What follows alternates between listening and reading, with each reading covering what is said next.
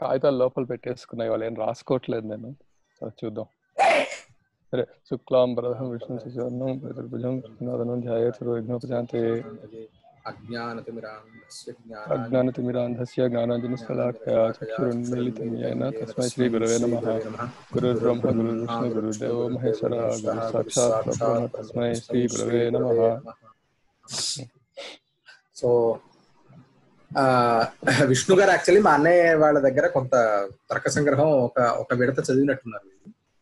మంచిదే. అయితే మేము చదువుతోంది తర్క సంగ్రహానండి. అది చిన్న ఇంట్రో పరంగా ఏంటంటే, నా ప్రైమరీ ఇంట్రెస్ట్ సంస్కృతం నేర్చుకోవాలని. బహుశా మీలాగే ప్రతి 2-3 సంవత్సరాలకి ఇలా సంస్కృత భారతి వాళ్ళు ఏవో మొదలుపెట్టి కాసేపు తర్వాత కంటిన్యూటీ పోతుంది ఒక్కనే అయిపోవడం వల్ల. రెండోది ఏంటంటే, నాకు ఈ మన శాస్త్రాల్లో పాత వాటిలో అవి చదివి అర్థం చేసుకొని ఫైనల్ డీటెయిల్స్ తెలుసుకోవాలని చాలా ఏళ్ళుగా ఉండేది. ఇదేదో యాదృచ్ఛికంగా మా మావయ్య గారితో ఇలా అయిపోయింది. మా మావయ్య ద్వారా తెలిసిపోయింది, ఈ కనెక్షన్ ఏర్పడింది. అయితే మీరు ముందే చదువుకుంటే మంచిదే. నేను చాలా పికి, మీకు జస్ట్ లేచున్నాం ఒక విషయం నాకు పూర్తిగా అర్థమయ్యే వరకు సాధించి అడుగుతూనే ఉంటాను. అది మాకు చాలా సంతోషం కదండి. మాకేం అయిపోలేదు, జస్ట్ మ్యాచ్ కాలే. విసుక్కోకండి అని ముందే మనవి చేసుకుంటున్నాను. ఏం లేదు. మీరు సంస్కృత భారతి అంటే Samskrita Bharati is an affiliate of RSS actual గా. అవును. సో అందుకే కొద్దిగా ఇంట్రెస్ట్ అడిగాను ఇందాక ఆ విషయాల గురించి కూడా. సరే, ఇది తీసి పెట్టాను కానీ అది ఎక్కడికి వెళ్ళిపోయింది. షేర్ చేయనా లేకపోతే వద్దు నేనే విండో తీసి పెట్టుకుంటాను పక్కన. ఇందులో మొన్న విండోస్ అది క్లోజ్ అయిపోయాయి కొన్ని. మొన్న ఆత్మ వరకు వచ్చామండి వాళ్ళు చెప్తున్నాను ఆయనకి. మళ్ళీ ఒక్కొక్కసారి మళ్ళీ మేము వెనకాలకి వెళ్ళి కూడా మళ్ళీ వెనకాలకి ముందుకు వస్తుంటాం. ఇక్కడ ఉంది అది. మొన్న వీడియో ఎడం పక్క పెట్టుకున్నాం కదా, ఈసారి కుడి పక్కకు వచ్చేసరికి కవర్ చేసేసింది అది.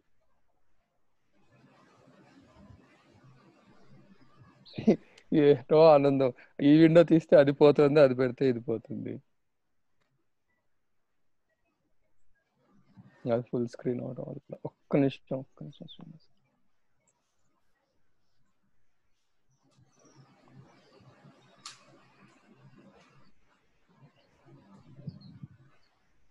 సరే, గంధవతి పృథ్వీది అయిపోయింది.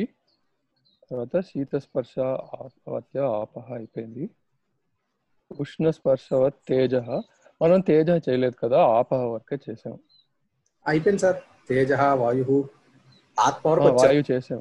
ఆత్మలో కూడా మళ్ళీ ఎన్ని ఇది అంతవరకు అది కూడా అయింది. ప్రాణ, జీవాత్మ, పరమాత్మ అది చదివాం. అక్కడ ఆగాం యాక్చువల్లీ. ప్రత్యేకం ప్రతి శరీరం భిన్నో విభుర్ నిత్యశ్చ వరకు అయింది. అవును.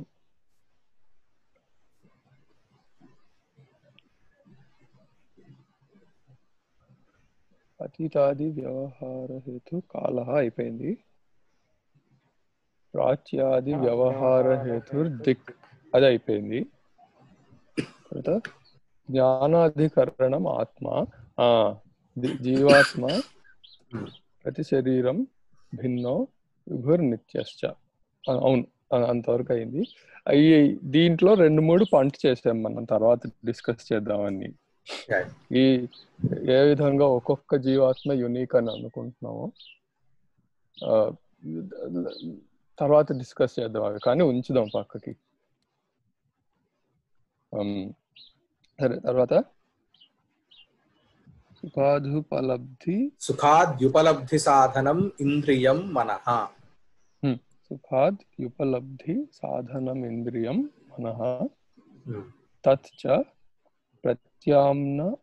ప్రత్యాత్మ నియతత్వాదనంతం. సమస్యలు ఉన్నాయి, అన్ని కలిపి పెట్టేస్తారు. పరమాణు రూపం నిత్యం. సరే, ఒక నిమిషం. సుఖాత్ సుఖాది సుఖాది ఉపలబ్ధి సుఖ దుఃఖ అవన్నీ సుఖాది ఉపలబ్ధి సాధనం సాధనం ఇంద్రియం మనః. ఇవన్నీ అంటే ఇప్పుడు సుఖాదులు అంటే ఇక్కడ ఏంటంటే సుఖ దుఃఖ ఇచ్ఛా ద్వేష ఇవే 4 యాక్చువల్లీ సుఖాది అని అంటే. ఇంకా ఎక్సెట్రా ఏమీ లేవు దీనిలో మనం అనుభవించేవి. అంటే ఆత్మలో మనం ఏమనుకున్నాము, జ్ఞాన సుఖ దుఃఖ ఇచ్ఛా ద్వేష ప్రయత్న ధర్మ అధర్మ సంస్కార, ఈ 9 గుణాలు ఉంటాయి. 9. ఇప్పుడు ఈ మనస్సు అనేది వస్తుకైతే సుఖ అని మాత్రమే తీసుకున్నారు, కానీ జ్ఞానాన్ని కూడా మనం తీసుకోవాలి. జ్ఞాన సుఖ దుఃఖ ఇచ్ఛా ద్వేష ఈ 5 మనం అనుభవిస్తాం. ఉపలబ్ధి అని అంటే ఇక్కడ సాక్షాత్కారము అని తీసుకోవాలి. సాక్షాత్కారం అంటే ఏంటంటే మనకి అనుభవం, మనకి జ్ఞానం కలిగిన, సుఖం కలిగిన, దుఃఖం కలిగిన, ఇచ్ఛ కలిగిన, ద్వేషం కలిగిన మనకి తెలుస్తుంది. ఈ తెలియటాన్నే ఉపలబ్ధి అని చెప్తున్నారు ఇక్కడ. సుఖాది ఉపలబ్ధి సాధనం. ఈ సుఖాదులు తెలియటానికై ఏదైతే సాధనం ఉన్నదో అది మనస్సు. అది కూడా ఏంటి, ఇంద్రియమైనటువంటిది అని అర్థం ఇక్కడ. ఇంద్రియం మనః, ఇంద్రియం అన్నమాట. అంటే దీనికి కూడా ఒకానొక ఇంద్రియత్వాన్ని తీసుకున్నారు. అంటే ఏంటి, ఇప్పుడు ఎలాగైతే 5 జ్ఞానేంద్రియాలు ఉన్నాయో అలాగే మనస్సు కూడా ఒకానొక ఇంద్రియం అన్నమాట. అది ఎందుకు అనేది చెప్తాను నేను. తర్వాత ఇక్కడ సాధనం అన్నారు. అంటే వెనకాల ఇందాక మనం ఆత్మ దగ్గర తీసుకున్నట్టయితే జ్ఞాన అధికరణం ఆత్మ, జ్ఞానాధికరణం ఆత్మ అని చెప్పారు.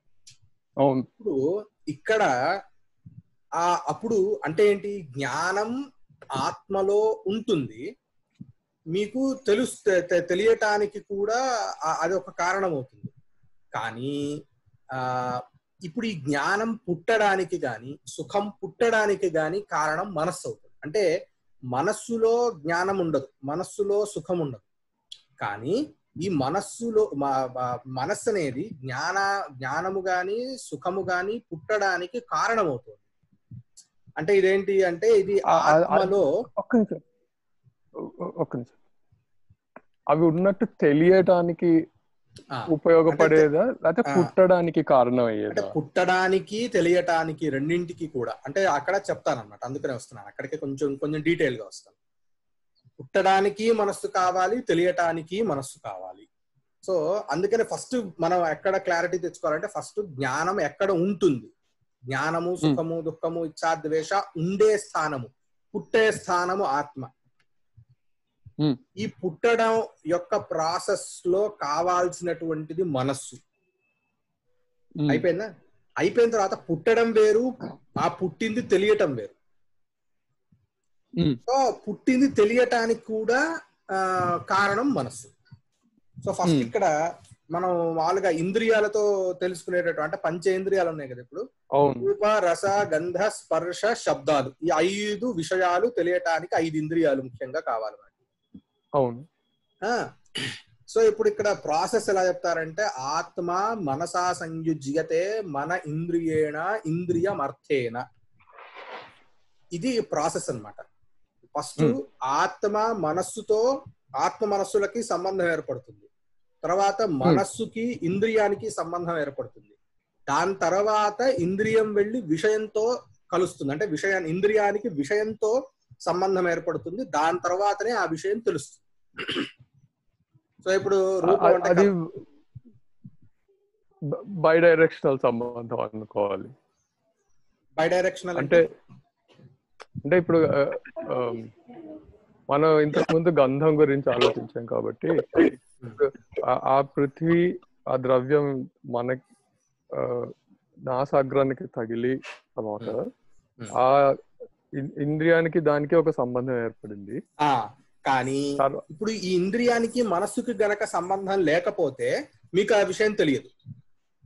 అవును. అంటే ఇంద్రియానికి విషయానికి సంబంధం ఎంతైతే ముఖ్యమో మనస్సుకి ఇంద్రియానికి దానికంటే ముందర సంబంధం ఉండటం అనేది ఇంకా ముఖ్యం.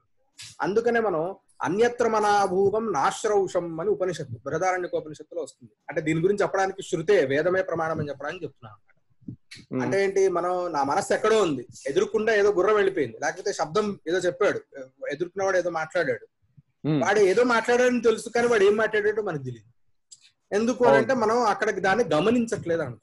దాన్ని అన్యత్ర మనా అభూవం, అన్యత్ర మనా అంటే అన్యస్మిన్, అన్యత్ర అంటే అన్యస్మిన్ విషయే మనః యస్య సహ, వేరే విషయమునందు మనస్సు ఎవడికైతే ఉన్నదో వాడు అన్యత్ర మనాహ అవుతాడు.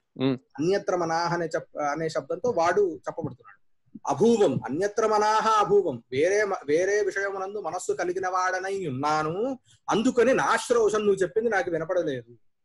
యాక్చువల్ అక్కడ వాడు చెప్పింది వినపడలేదు అంటే అర్థం ఏంటి, వాడు చెప్పిన దాన్ని నేను ప్రాసెస్ చేసుకోలేకపోయాను. కారణం ఏంటి, ఇంద్రియ విషయాలకి సంబంధం ఉన్నప్పటికీ మనస్సు ఇంద్రియాలకి సంబంధం లేదు. కాబట్టి మనస్సు అనేది ఇక్కడ ముఖ్యమైనటువంటి ఈ విషయము అని చెప్పడం కోసం అన్నమాట. ఇది మామూలుగా చెప్తారు. సో అందుకని ఇప్పుడు ఇందాక చెప్పినటువంటి ఏదైతే క్రమం ఉన్నదో అలాగే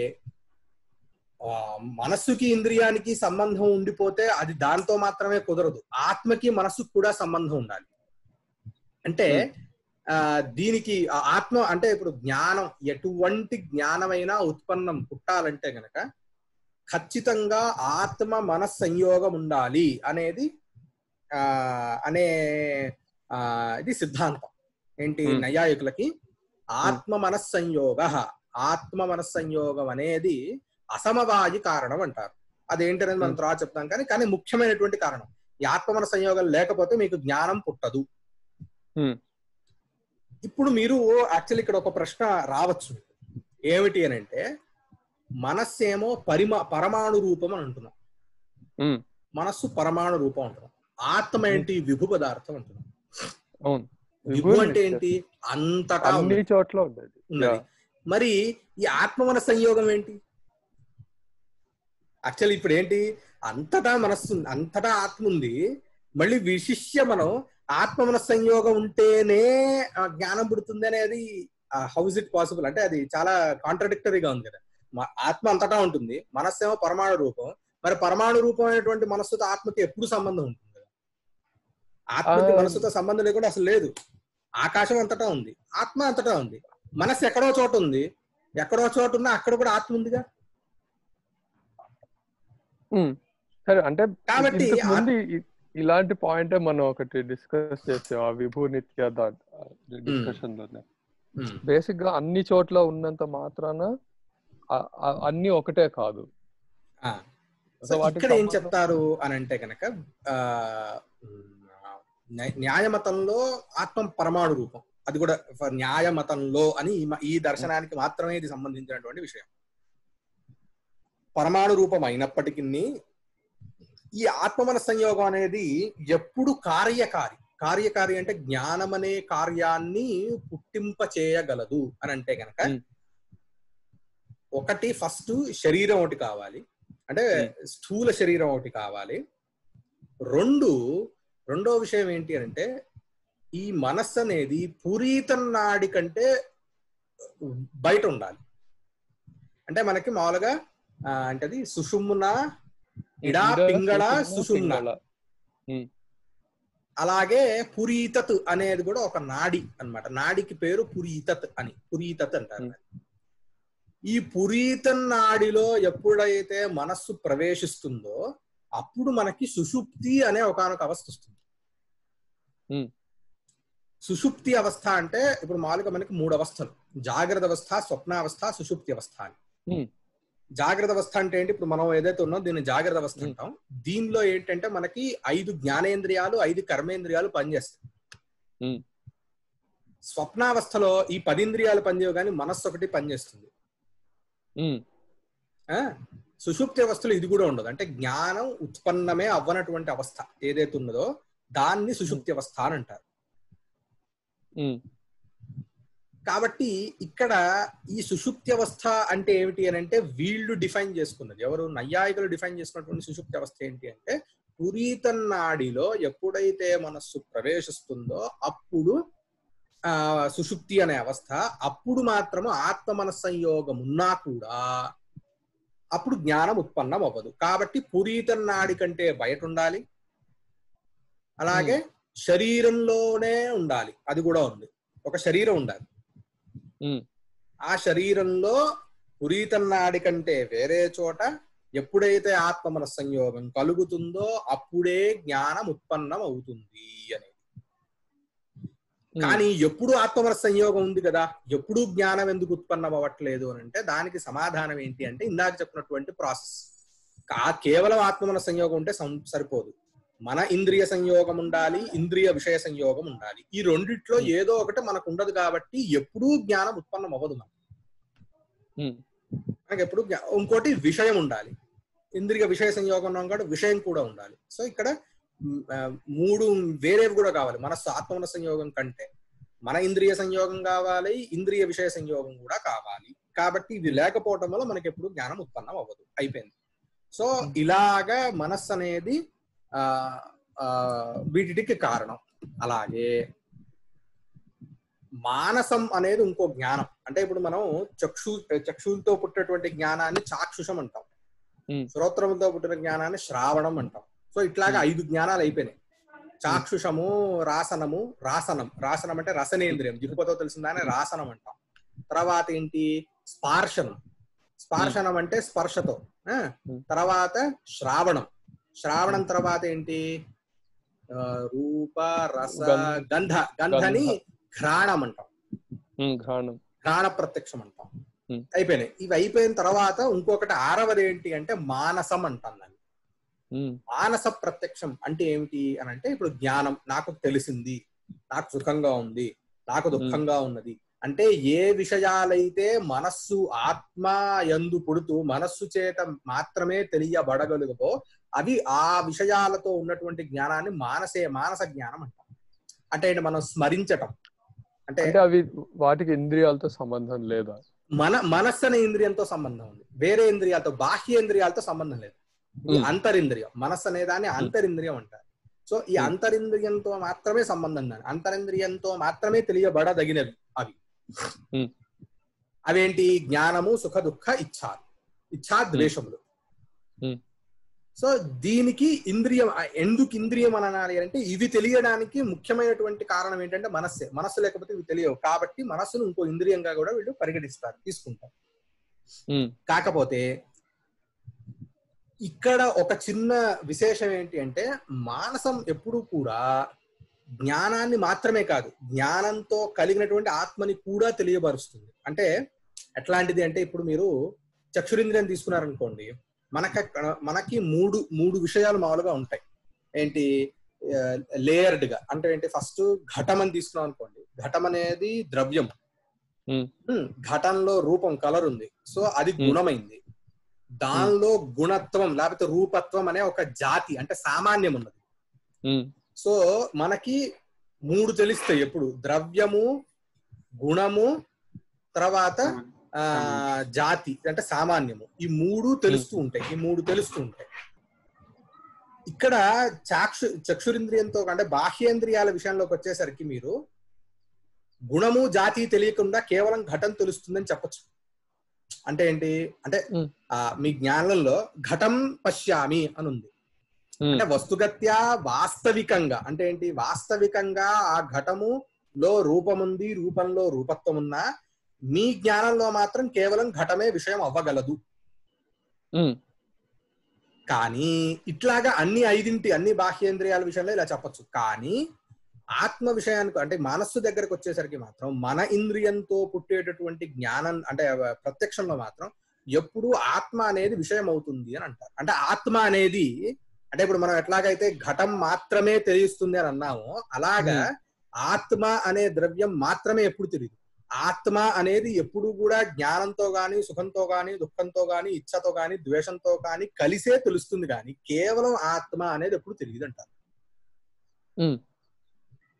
ఎందుకంటే పశ్యామి అని అన్నప్పుడు పశ్యామి అనేది దృశ్యధాతుకు అర్థం ఏంటి? జ్ఞానం అర్థం. మీ పశ్యామి అని అంటున్నాం అంటే తిప్రత్యయం ఉంది అక్కడ. ఉత్తమ పురుష చెప్తున్నారు. అక్కడ ఏంటి అర్థం? ఆత్మ అర్థం. సో జ్ఞానంతో కలిసినటువంటి ఆత్మతోనే మీకు ఆత్మ తెలుస్తుంది, కానీ ఆత్మ ఒకటే ఎప్పుడు తెలియదు.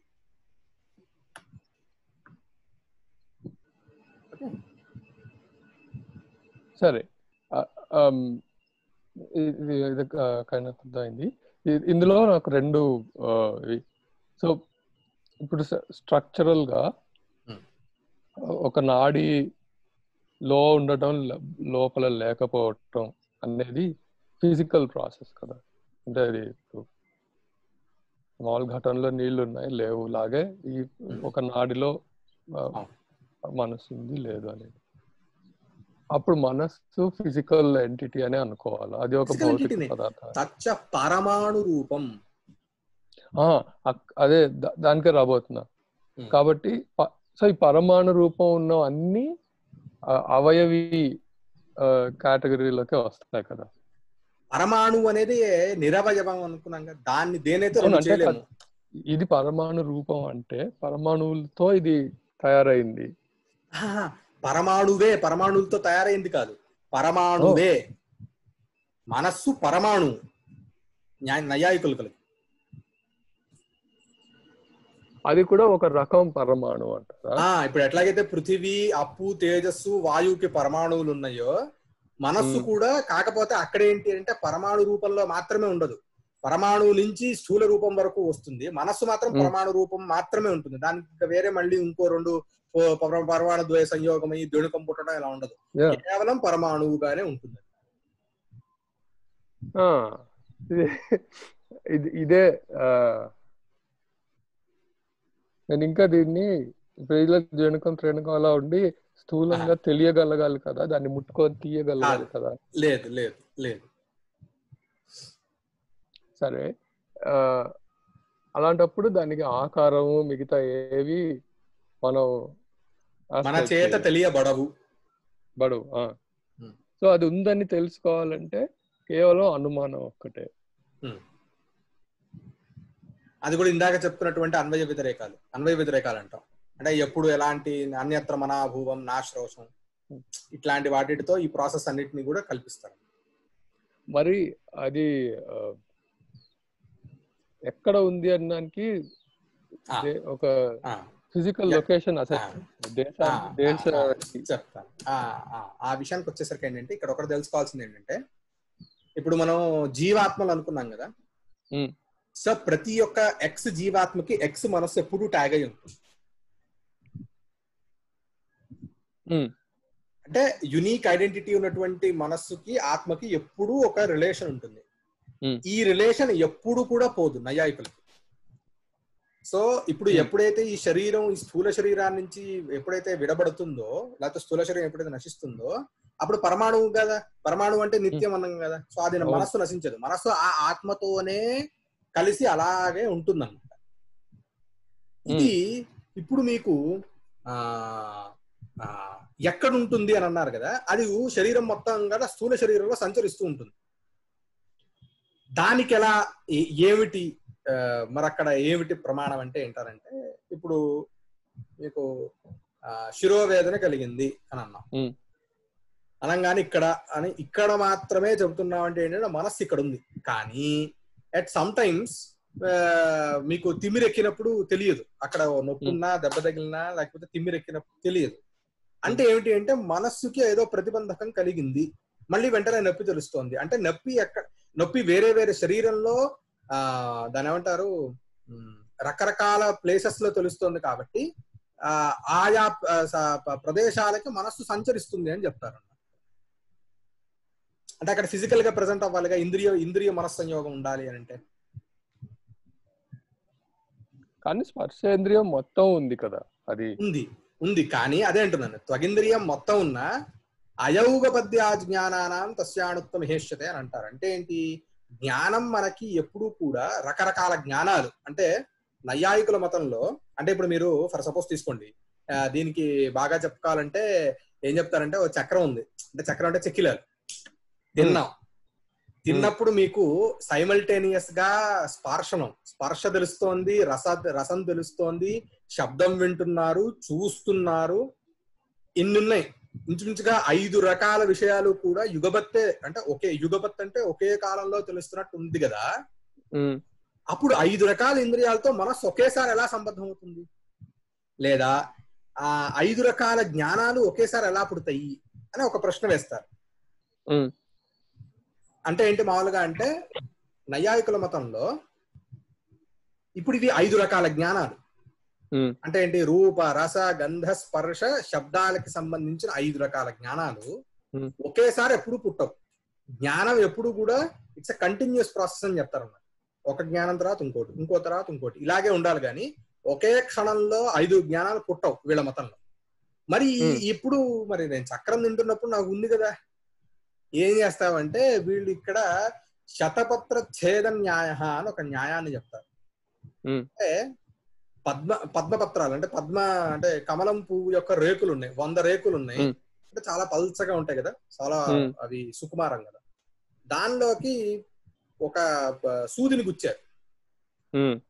మీకేమనిపిస్తుందంటే ఒకే క్షణంలో అంటే ఒకేసారి అన్నిట్లోనూ రంధ్రం పడినట్టు అనిపిస్తుంది. కానీ దాన్ని కొంచెం వివేచన చేస్తే ఒక పత్రం, మొదటి పత్రం తర్వాతే రెండో పత్రంలో పడుతుంది. కాబట్టి అక్కడ ఖచ్చితంగా దాన్ని ఏమంటారు, ఒకదాని తర్వాత ఒకటి అనే క్రమం ఉన్నది. నీ కళ్ళకి లేదా నీకు లేదా ఆ సామర్థ్యం లేదు, ఆ ప్రాసెస్ ని తెలుసుకునేటటువంటి సామర్థ్యం లేదు, విడివిడిగా ఉన్నది అనేది తెలుసుకునే సామర్థ్యం నీకు లేదు. అలాగే ఇక్కడ కూడా ఒక్కొక్క జ్ఞానమే పుడుతోంది. కానీ ఆ జ్ఞానాలు ఒక్కొక్కటి ఆ ప్రాసెస్ ఎంత ఫాస్ట్ గా ఉంది అని అంటే నువ్వు వాటిట్లో వేరుతనాన్ని అంటే భేదాన్ని తెలుసుకోలేకపోతున్నావు. అది భ్రమనే. కానీ వస్తుగత్యా అక్కడ 5 విడివిడి జ్ఞానాలు విడివిడిగానే పుడుతున్నాయి. కాల భేదం ఉన్నది, వాటికి క్షణభేదం ఉన్నది. అలాగే ఆ క్షణభేదంలోనే అంటే క్షణభేదం ఉన్నది అని అంటే అప్పుడు ప్రాసెస్, దాని వెనకాల ప్రాసెస్. జ్ఞానంలో క్షణభేదం ఉంది అంటే దాని వెనకాల ఇంద్రియ విషయ సంయోగంలో క్షణభేదం వస్తుంది. ఇంద్రియ విషయ సంయోగంలో క్షణభేదం ఉంటే ఇంద్రియ మనస్సంయోగంలో క్షణభేదం వస్తుంది. సో ఇట్లా వెనకాలకి వెళ్తే అక్కడ ఖచ్చితంగా మనస్సు చాలా ఫాస్ట్ గా విడివిడిగా ఒక్కొక్క ఇంద్రియంతో సంబద్ధం అవుతోంది అని చెప్పి చెప్తారు. సో ఇదెందుకు మొదలు పెట్టాను? సో ఇక్కడ మనస్సు అనేది చాలా ఫాస్ట్ గా ప్రయాణిస్తుంది అని అభిప్రాయం. చిన్న విషయం అండి, చెప్పండి. ఇందాక వారు డిస్కషన్ లో మనస్సు ఈ లెక్కన అనుమానంతో మాత్రమే తెలుసుకోదగింది అన్నది ఒక అన్నారు. అసలు ప్రమాణంలో ప్రత్యక్షము అంటే ఇంద్రియముతో తెలుసుకోదగినది కదా. ఇప్పుడు మనస్సుని వీళ్ళు ఇంద్రియం కింద చేస్తే మనస్సు ఇంద్రియమే. ఇది మనస్సు ఒకటే కాదు, ఇంద్రియం అతీంద్రియం. ఇంద్రియము ఎప్పుడు కూడా ఇంద్రియము చేత తెలియబడదు, ఇది నియమం. ఇంద్రియం ఉన్నదని కేవలం మీరు ఫలం వల్ల తెలుసుకుంటారు. అంటే ఇప్పుడు మీకు ముక్కు మీ ఘ్రాణేంద్రియం కాదండి, ముక్కు ఘ్రాణేంద్రియం యొక్క స్థానం. కనుగుడ్లు ఇంద్రియం కాదు. కనుగుడ్లలో ఉన్నటువంటి ఏదైతే రూపాన్ని తెలుసుకోదగినట్టు శక్తి ఉన్నదో అదే ఇంద్రియం. అది మీకు ఎప్పుడు కనిపించదు. ఒకవేళ గనక ఇక్కడ చెప్పే మీరు అడిగిన ప్రశ్న కూడా అడుగుతారు, ఒకవేళ గనక ఇంద్రియము కూడా ఇంద్రియము చేత తెలియబడాల్సినట్లయితే, ఇప్పుడు చక్షురింద్రియము ఏ ద్రవ్యానికి సంబంధించినటువంటి ఇంద్రియము? తేజస్సు, తేజస్సే కదా, తేజో ద్రవ్యమైనటువంటి ఇంద్రియం అంటే తైజసం ఇంద్రియం అంటారు. సో తేజస్సుకున్న ఇవేమిటి అంటే ఉష్ణస్పర్శ ఒకటి, 2 భాస్వర శుక్ల రూపం. భాస్వర శుక్ల రూపం అంటే పరప్రకాశకమైనటువంటి శుక్ల రూపం అని చెప్పుకున్నాం. సో ఒకవేళ ఇంద్రియం కూడా మీకు ఐంద్రియం అయితే, ఇప్పుడు అంధకారంలో 10 మంది ఉన్నారండి, వాళ్ళ కళ్ళు మీకు తెలియాలి. అప్పుడు అది అంటే వాళ్ళ చక్షురింద్రియాలు మీకు తెలియాలి. వాటంతట అవి వెలుగుతాయి. కానీ అది ఇంద్రియం కదా. ఇప్పుడు అదే చెప్తుంది. ఇప్పుడు చీకటిగా ఉన్నప్పుడు వాళ్ళ చేతులు తెలియనప్పుడు కళ్ళు మాత్రం తెలియాలి. చేతులు తెలియకపోవడానికి గల కారణం ఏమిటి? ఆలోక సంయోగం లేకపోవటం. ఇప్పుడు చేతులకి స్వయంగా ప్రకాశించేటటువంటి రూపం లేదు, అది తేజస్సుకు మాత్రమే ఉండేటటువంటి గుణం. అంటే ఒక పదార్థము అంటే పరప్రకాశం అంటే వేరే దానిని ప్రకాశింప చేసేటటువంటి రంగు కేవలము తేజస్సుకే ఉన్నది. అవును. అందుకని పార్థివ పదార్థాలు మీకు అంధకారంలో తెలియవు. కాబట్టి వేరే ఏ పదార్థమైనా మీకు తెలియాలంటే ఆలోక సంయోగం అనేది కావాలంటారు. అంటే మీకు కళ్ళు ఉన్నాయి, రూపం ఉంది, అన్ని ఉన్నా కూడా ఆలోకం అంటే వెలుతురు. వెలుతురు లేకపోతే గనక ఆ పదార్థం మీకు తెలియదు. కానీ ఇప్పుడు చక్షురింద్రియం అనేది తైజసం కదా. సో దీనికి యాక్చువల్లీ ఇంకొక వీటి యొక్క అవసరం లేదు, వేరే దాని యొక్క అవసరం లేదు దాన్ని తెలియజేసుకోవాలంటే. కాబట్టి ఒకవేళ అంటే ఇది జస్ట్ లాజికల్ గా ప్రూవ్ చేయటం కోసం, ఒకవేళ గనక తైజసం ఇంద్రియం అపి ఐంద్రియం స్యాత్, ఐంద్రియం అంటే ఇంద్రియ వేద్యం యది స్యాత్ తర్హి అంధకారేపి తస్య ప్రత్యక్షాపత్తే అని చెప్తారు. అంధకారంలో మీకు చక్షురింద్రియాల యొక్క ప్రత్యక్షం కలగవలసి వస్తుంది. కాబట్టి ఇంద్రియాలనేవి అతీంద్రియములు, అవి కేవలము అనుమాన గమ్యములు. అనుమానం ద్వారానో శబ్దం ద్వారానో, శబ్దం అంటే శాస్త్రం, వీటి ద్వారానో మాత్రమే వాటి యొక్క వృత్తి సత్తా తెలుస్తుంది, కానీ ఇంద్రియం చేత తెలియబడదు అని చెప్పి చెప్తారు.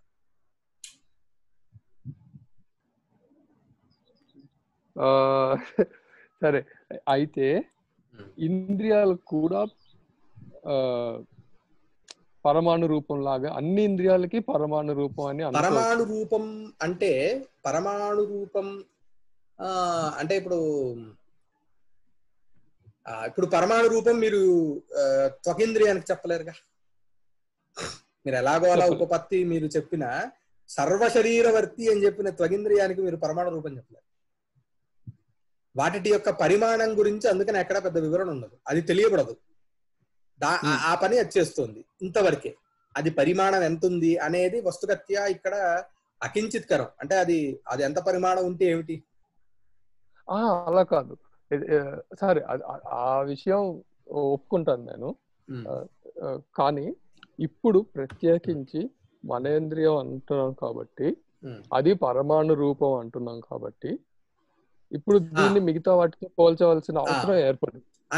మనస్సు కరెక్ట్. ఇప్పుడు మనస్సు విషయానికి వచ్చేసరికి మనస్సుని పరమాణు అని చెప్పని మనస్సుకి మాత్రమే పరిమాణాన్ని అంటే దాని సైజ్ గురించి ఎందుకు ఇక్కడ చెప్పారు అని అంటే, ఇందాక నేను చెప్పింది అయౌగపద్యా జ్ఞానానాం, ఈ యౌగపద్యం జ్ఞానము ఒకే క్షణంలో పలు రకాలైనటువంటి జ్ఞానాలు పుట్టవు అనేదాన్ని ఉపపత్తి, దాన్ని నిర్వహణ చేసుకోవటం కోసం మాత్రమే మనస్సుకి పరమాణు రూపాన్ని అంగీకరిస్తారు.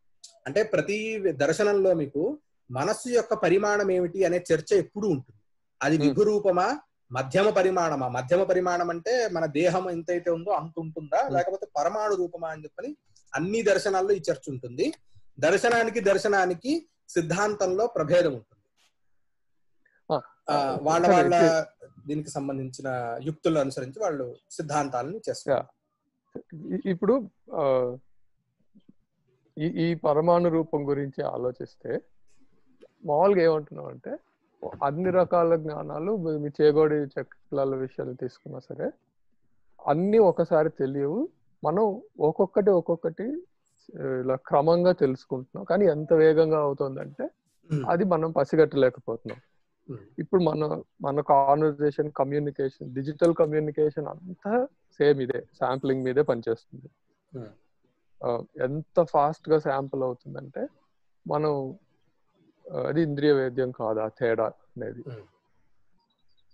అదే మిగతా ఇంద్రియాలకు కూడా వర్తించవచ్చు కదా. అప్పుడు ఉదాహరణకి చూపే తీసుకుందాం. చక్షురింద్రియానికి నాకు మీరు కనిపిస్తున్నారు, ఆయన కనిపిస్తున్నారు, పక్కన ఇంకోటి కనిపిస్తుంది, అన్ని ఒక్కసారిగా కనిపిస్తున్నాయని నాకు అనిపించినా సరే అది కూడా శాంపుల్ అవుతూ ఉండొచ్చు కదా. అది కూడా క్రమంగా ఇదొకసారి అదొకసారి అని. Okay fine. అంటే ఇప్పుడు నేనేమంటున్నానంటే మీరు పరమాణు రూపం అంగీకరించిన వచ్చేటటువంటి ఒక ప్రాబ్లం ఉంది ఇక్కడ ఒక ప్రాబ్లం ఏమిటి అని అంటే, ఒకవేళ గనక పరమాణు రూపం ఈ మనస్సు తప్ప మిగతావి గనక పరమాణు రూపాలు అయితే వాటికి కూడా నిత్యత్వాపత్తి, అవి కూడా నిత్యములు అవ్వవలసి వచ్చేది. నిత్యములైతే వచ్చే ప్రాబ్లం ఏమిటి అని అంటే గనక, మీరు యాక్సిడెంట్ లో కళ్ళు పోగొట్టుకోవడం వల్ల మీరు చూపు కోల్పోయారు, ఇంద్రియం నశించింది అక్కడ. తర్వాత ఇట్లా రకరకాలు అంటే ఇంద్రియానికి, మిగతా 5 ఇంద్రియాలకి పుట్టుక నాశనము అనేది అనుభవ వేద్యము అని చెప్తారు వీళ్ళు. కాబట్టి ఈ అనుభవ వేద్యము అంటే ఏంటి, వాటి ఉత్పత్తి వినాశములు ప్రస్ఫుటంగా తెలుస్తున్నాయి. కాబట్టి ఒకవేళ వాటికి గనక పరమాణు రూపాన్ని మేము అంగీకరిస్తే ఏదేదైతే పరమాణు రూపం అదల్లా నిత్యం. ఈ లాజిక్ కి ఎక్కడ కూడా భంగం లేదు. అది సరే, ఇప్పుడు మనం కొంచెం మళ్ళీ మెటాఫిజిక్స్కి వెళ్తున్నాం. కానీ ఇప్పుడు మనసు అనే ఇంద్రియం కూడా జీవి పుట్టి నశించే ఆ కాలంలోనే ఉన్నట్టు మనకి తెలుస్తుంది కదా. లేనప్పుడు మనకి మనసు ఉందనే మనం అనుకోవడమే తప్పితే మనకి సాక్ష్యం లేదు. అంటే నా ఇంకొకసారి రిఫ్రెష్ చేయండి. అలా కాదు, ఇప్పుడు మనం ఏమంటున్నాం, మిగతా ఈ పంచేంద్రియాలు ఏమున్నాయో అవి అనిత్యం, పుడతాయి పోతాయి, అండ్ శరీరంతో పాటే వస్తాయి. శరీరానికి ఏదైనా అయితే వాటికి కూడా ఏదైనా అయ్యే అవకాశం ఉంది. శరీరం పోతే అవి కూడా పోతాయి. కానీ ఇందాక మీరు ఏమంటున్నారు, మనసు ఆత్మ లింక్ అయి ఉంటాయి. ఎప్పుడు ఒకటికొకటి 1-to-1 కరెస్పాండెన్స్ లో ఉన్నాయి. ప్రతి జీవాత్మకి దాంతో పాటు వెళ్ళే ఒక మనస్సు కూడా ఉంటుంది అని అంటారు. ఆ విషయం మనం అనుకోవడమే తప్పితే దాన్ని ప్రత్యక్షంగా వేరే ఏ రకంగా కూడా నిరూపించలేం. అది స్టాండర్డ్ గా తీసుకోవడమే కదా. రెండోది ఏంటి, ఇప్పుడు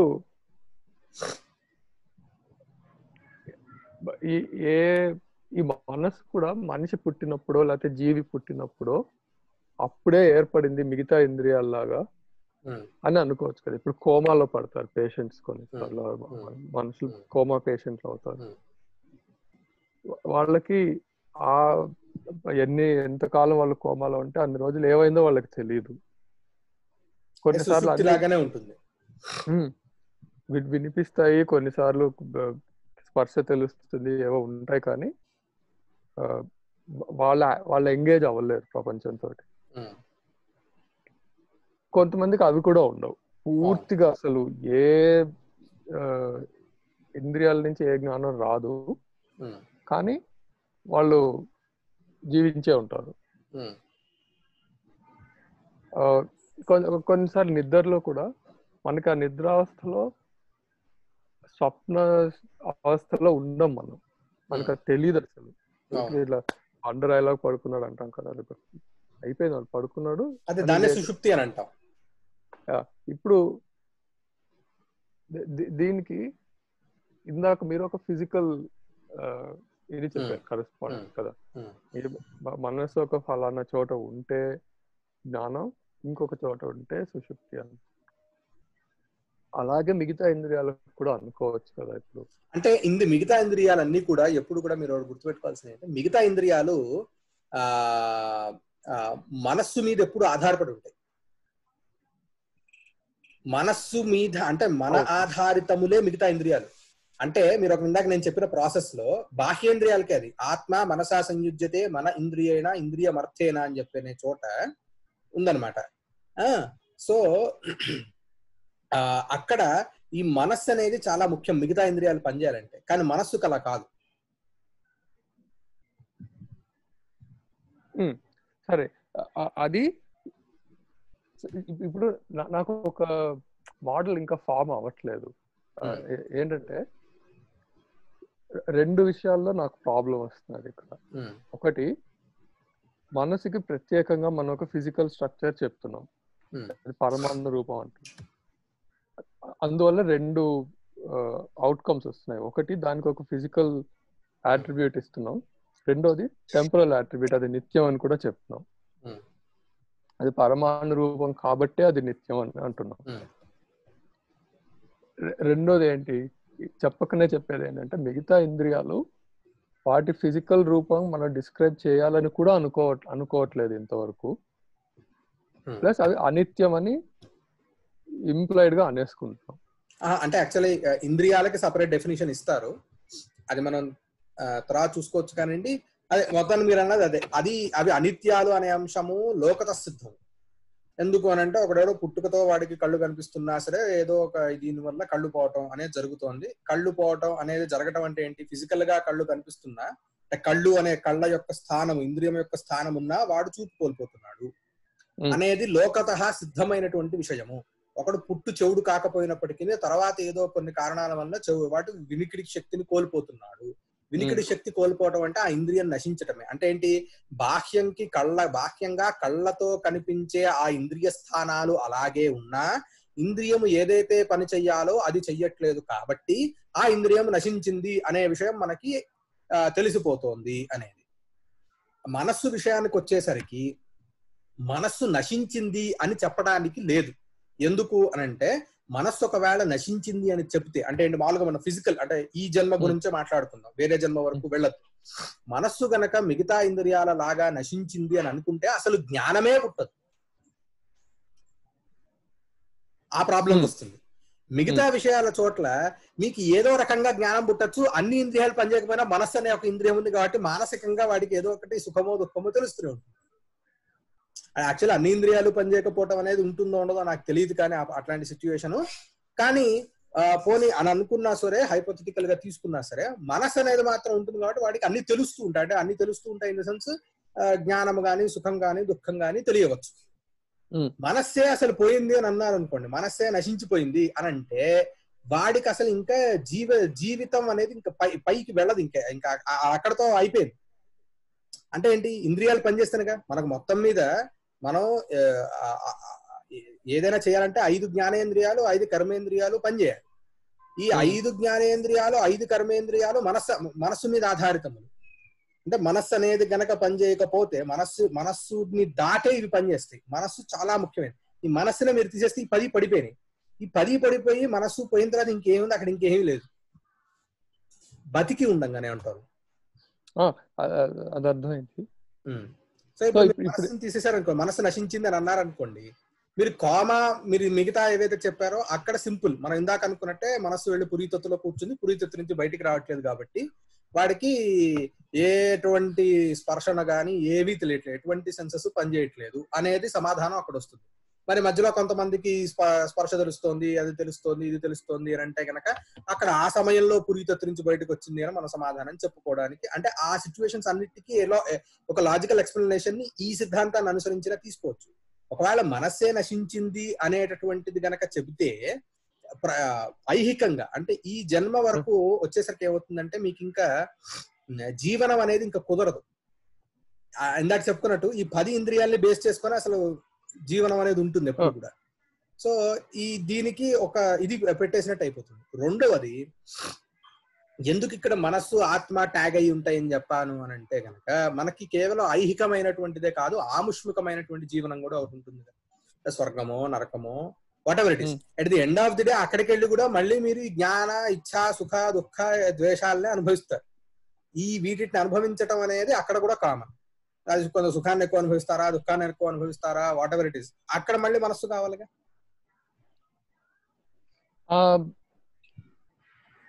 కానీ ఇప్పుడు 1-to-1 అయినప్పుడు దాన్ని మళ్ళీ వేరేగా చెప్పడం ఎందుకు? ఈ చేసే పనులన్నీ ఆత్మ వల్లే అవుతున్నాయి అని కూడా అనొచ్చు కదా.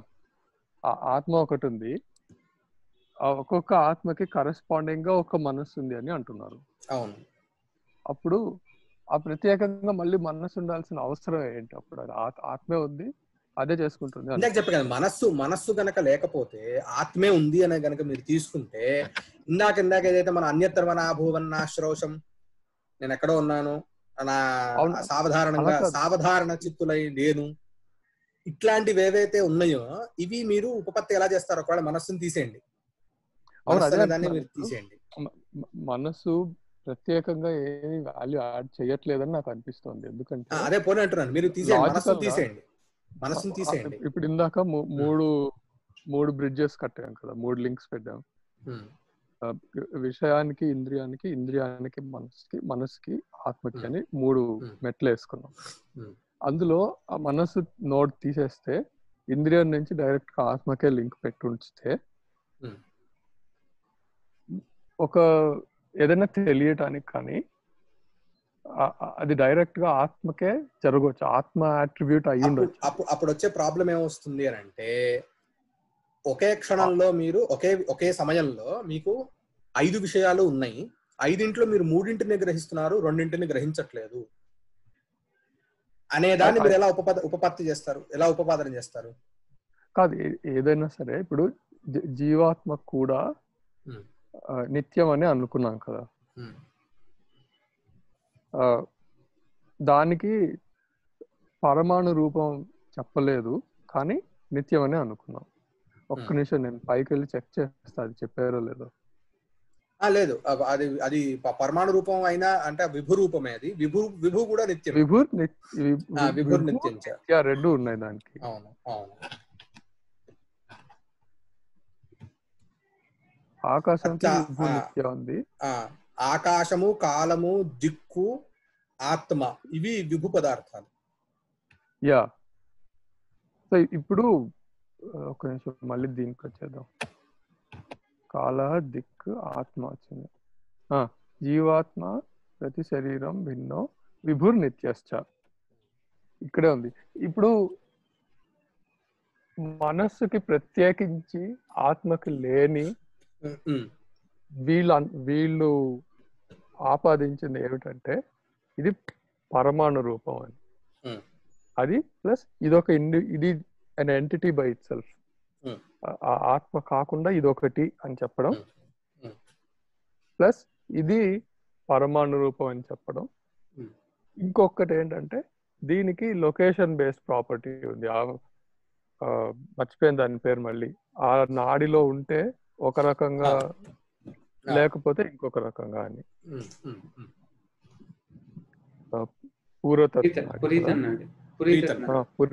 పురీతత్నాడి. ఇప్పుడు ఏంటంటే ఈ ప్రత్యేకమైన ఆట్రిబ్యూట్స్ ఏవి ఉన్నాయో ఇవి ఆత్మకే ఆపాదించవచ్చు. నాకు ఎందుకు ఆపాదించలేకపోవడానికి ఒక పురీతన్నాడిలో కూడా ఉంది. ఆత్మ పురీతన్నాడు ఎక్కడ ఉందో అక్కడ ఉంది, పురీతన్నాడు ఎక్కడ లేదు అక్కడ ఉన్నది. కాబట్టి మీరు సుషుప్తి అనే అవస్థని మనస్సును తీసేసి మీరు ఎలా ఉపపాదన చేస్తారు?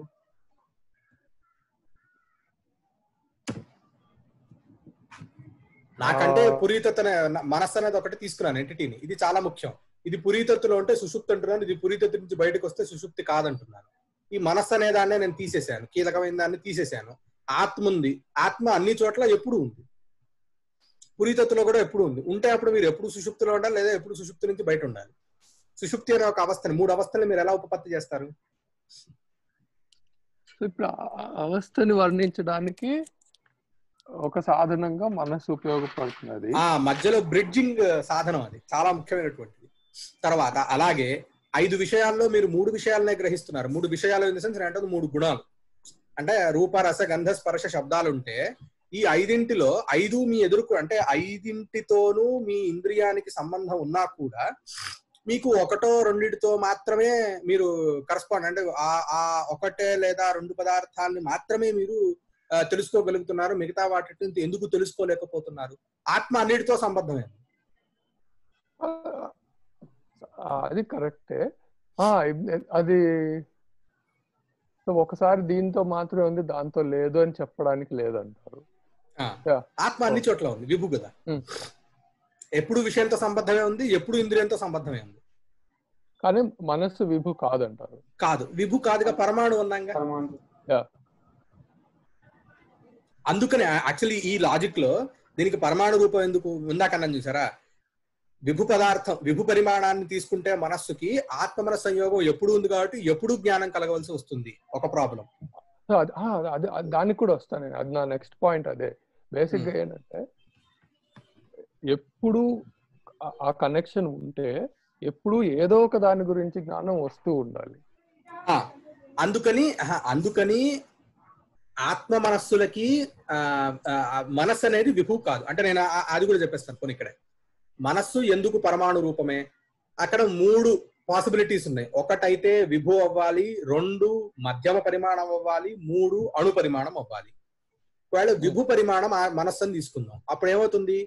ఆత్మ విభు పదార్థమే, మనస్సు విభు పదార్థమే. కాబట్టి ఎప్పుడు ఈ రెండిటికి సంబంధం ఉన్నది. ఎప్పుడు ఈ 2 అన్ని చోట్ల ఉన్నాయి. సంబంధం ఉన్నది అని చెప్పడం కంటే ఎప్పుడు 2 అన్ని చోట్ల ఉన్నాయి కాబట్టి ఎప్పుడు కూడా జ్ఞానం కలగవలసి వస్తుంది. అది అందుకని కుదరదు 2. పోనీ మధ్యమ పరిమాణం తీసుకో. మధ్యమ పరిమాణం అయితే గనక అంటే ఏంటి? నా విభు నా విభు నాపి అణు అంటే ఏంటి? విభు పదార్థం అన్ని చోట్ల ఉండదు, అలాంటి పరమాణు రూపం కూడా కాదు. మనలాగా శరీరం ఎంత ఉందో అంత అని తీసుకో, మధ్యమ పరిమాణం అంటారు దాన్ని. యద్యద్ మధ్యమ పరిమాణం తద్ అనిత్యం అని వ్యాప్తి. ఏదేదైతే మధ్యమ పరిమాణం కలిగినదో అదల్లా కూడా అనిత్యమే, అది నశించిపోతుంది. అప్పుడు మనస్సు మనస్సుకి నశించిపోయేటటువంటి అవకాశం ఉన్నది. మనస్సు నశిస్తే గనక వచ్చేటటువంటి ప్రాబ్లం ఏంటి? ఇందాక అనుకున్నట్టు ఒకవేళ చక్షురింద్రియం లాగానే మన ఇంద్రియం కూడా అయితే గనక మన ఇంద్రియం నశించిన తర్వాత అసలు ఎటువంటి జ్ఞానము కూడా పుట్టడం అనేది కుదరదు. ఇది కూడా ఒక పాసిబిలిటీ. అందుకని దీనికి అనిత్యత్వాన్ని అంగీకరించడం కుదరదు. చివరికి మిగిలింది పరమాణువు. ఈ దీంట్లోనే, ఈ మధ్యమ రూపంలోనే ఇంకొక పాయింట్ ఏంటంటే, ఇందాక అనుకున్నాం కానీ ఊరికే జస్ట్ ఫర్ కంప్లీట్నెస్, మనసు నశించింది అనుకుందాం హైపోథెటికల్లీ. అప్పుడు జ్ఞానం కలుగుతుందో లేదో అని చెప్పడానికి కూడా అవకాశం ఉండదు. జ్ఞానం కలుగుతుంది అన్న విషయం కూడా మనస్సు ఉండటం వల్లే తెలుస్తోంది అని కూడా ఇందాక అనుకున్నాం. కాబట్టి ఒకవేళ నిజంగా మనసు అనేది నశించినా మనకు అది నశించినట్టు కూడా తెలియదు. ఆ జ్ఞానం కూడా కలగడానికి అవకాశం లేదు. దానికి మామూలుగా అసలు ప్రాణి నశించడానికి తేడా ఏంటి? ప్రాణి నశించడానికి తేడా ఏమిటి అని అంటే, ప్రాణి మరణం అంటే ఏంటి అని అప్పుడు తెలుసుకోవాలి. జననం, మరణం, వీటి యొక్క డెఫినేషన్ ఏంటి?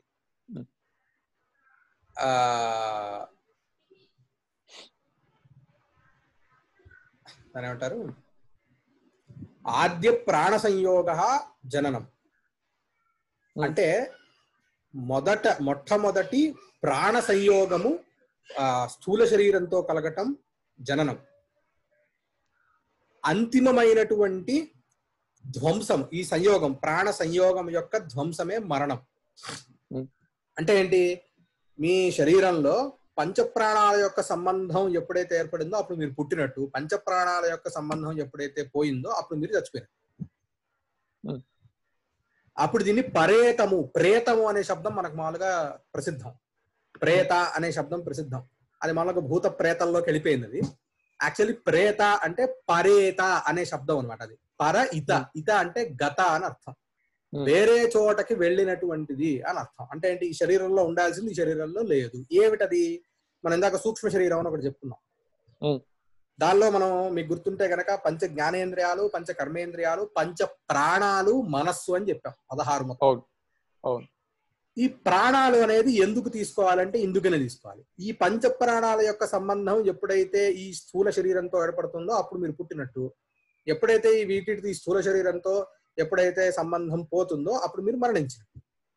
సో ఇది పుట్టుకకి నాశనానికి ఉన్నటువంటి డెఫినిషన్. మనస్సుని మీరు గనక ఇప్పుడు మనస్సు అనేది కంటిన్యూటీ, అంటే ఇప్పుడు ఆత్మ యొక్క కంటిన్యూటీ ఎందుకైతే కావాలో మనస్సు యొక్క కంటిన్యూటీ కూడా అందుకనే కావాలి. ఎందుకు అని అంటే గనక మనకి ఆస్తికులకి మరణంతో ఏది కూడా అంతం అవ్వదు. మరణం ఇస్ పార్ట్ ఆఫ్ సైకిల్ అంతే. సో మీరు మరణించిన తర్వాత కూడా at the end of the day anything, ఏదైనా సరే ఎక్కడికి పర్యవసానం చెందుతుంది అని అంటే జ్ఞాన, సుఖ, దుఃఖ, ఇచ్ఛా, ద్వేషాలకి మాత్రమే పర్యవసానం. ఎక్కడ జీవితంలో మీరు ఏది తీసుకున్నా సరే ఈ 5 పర్యవసానం చెందుతుంది. అంటే అంతిమంగా పర్యవసానం ఎక్కడికి చెందుతుందంటే 5 చెందుతుంది. అది మీరు ఈ లోకంలో ఉన్న సమానమే, వేరే లోకంలో ఉన్న సమానమే. సో అన్ని లోకాల్లో ఏంటి సమానం అంటే గనక జ్ఞాన, సుఖ, దుఃఖ, ఇచ్ఛా, ద్వేషములు. ఇవి కావాలంటే ఏం కావాలి? ఆత్మ ఒకటి కావాలి, ఎందుకంటే వీటికి ఆధారము. 2 ప్రాసెస్ కోసం మనస్సు ఒకటి కావాలి. కాబట్టి మనస్సు పోనీ ఇక్కడ నశించిపోయింది, వీడు చచ్చిపోగానే ఇంద్రియాలకైతే నశించాయో మనస్సు కూడా పోనీ నశించిందని తీసుకున్నా వేరే లోకానికి వెళ్తాడుగా. వీడికి వేరే మళ్ళీ ఇది అవుతూనే ఇంకోటి ఉందిగా, ఆత్మ కంటిన్యూటీ అలాగే ఉందిగా. మళ్ళీ వేరే చోటుకి వెళ్తే మళ్ళీ ఇంకో మనస్సు. ఇక్కడే నా పాయింట్ ఏంటంటే, ఈ లోకం అని అనుకున్నా, ఈ భౌతిక శరీరం అనుకున్నా, ఇక్కడ ఇంద్రియాలు ఎలా ఉపయోగపడుతున్నాయో అక్కడ ఇంకొక ఇంద్రియం కూడా అసైన్ చేయొచ్చు కదా. ఇప్పుడు మనసు ఇంద్రియం అన్నప్పుడు ఆ ఇంద్రియానికి కూడా దీంతో వేదాంతుల పరంగా మీరు చెప్పింది అంటే వేదాంతుల పరంగా ఇంద్రియం కూడా వెళ్ళిపోతుంది. నేను ఇందాక చెప్పిన సూక్ష్మ శరీరం కాన్సెప్ట్ వేదాంతిక్ కాన్సెప్ట్. దానిలో ఈ 16 పైకి వెళ్ళిపోతాయి. దీని ఉత్క్రమణం అంటారు. ఈ 16 ఎంటిటీస్ కూడా పైకి వెళ్ళిపోతాయి. ఈ 16 అందరికీ సమానం, అన్ని జీవులకి 16 సమానం. జీవుడు అంటేనే ఈ 16. ఈ 16 యొక్క సమూహమే జీవుడు. ఇప్పుడు వేరే నైయాయికులకు వచ్చేసరికి వీళ్ళు కేవలం లౌకికంగా అంటే లోకతః ఏదైతే ఇప్పుడు యాక్చువల్లీ నేను ఇందాక చెప్పాను చూసారా, కంటికి ఏదో దెబ్బ తగిలింది చూపు పోయింది అని. అక్కడ యాక్చువల్లీ వేదాంతులకి సమాధానం ఏంటి అంటే కన్ను అంటే చక్షురింద్రియం నశించాల. అక్కడ చక్షురింద్రియానికి స్థానం ఏదైతే మీరు ఏదైతే కృష్ణతారాగ్రవర్తి అన్నారో అది నశించింది. అది ఫిజికల్ ఎంటిటీ. ఇంద్రియం అనేది ఫిజికల్ ఎంటిటీ కాదు అనేది వాళ్ళ సమాధానం దాని. సో అంటే ఇంద్రియాలు కూడా కంటిన్యూస్ గా అన్ని చోట్ల ఉంటాయి అనే కాన్సెప్ట్ ఉన్నది. కానీ నైయాయికులు మాత్రం ఇక్కడ తీసుకునేది ఏమిటి అని అంటే ఇంద్రియాలు అనిత్యములు అనేది లోకతః సిద్ధమైనటువంటి అంశము. సో ఆ విషయంలో మేము ఎక్కువ వివాదం చేసుకోవాల్సినటువంటి అవసరం లేదు అని ముందరకెళ్ళిపోతారు. 5 ఇంద్రియాలు ఏవైతే ఉన్నాయో ఈ 5ంటికి కూడా నాశనం అనేది బతికుండంగానే తెలిసిపోతుంది. కాబట్టి వీటికి నిత్యమా అనిత్యమా అనేటటువంటి డౌటే రావట్లేదు. వేరాజ్ మనస్సు అనే విషయానికి వచ్చేసరికి ఇది అంతరింద్రియం అవుతోంది. అలాగే దీని గురించి మనం విచారణ చేయాలి. కాబట్టి విచారణ చేసుకుంటే మాకు ఈ యుక్తులు యుక్తంగా అనిపించాయి కాబట్టి వీటికి మేము నిత్యత్వాన్ని పరమాణు రూపత్వాన్ని అంగీకరిస్తాము.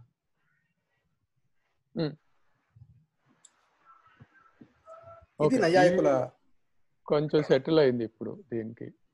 కానీ బేసిక్ గా ఆ ఒక్క పాయింట్ కొంచెం ఆలోచించుకోవాల్సింది ఇది ఉంది. ఇప్పుడు తీసేస్తే అప్పుడు అనుకున్నాం కదా లక్షణాలకి ఉండాల్సిన లక్షణాలు అని ఆ 3 అతివ్యాప్తి, అవ్యాప్తి, ఇంకొకటి ఏదో అసంభవం.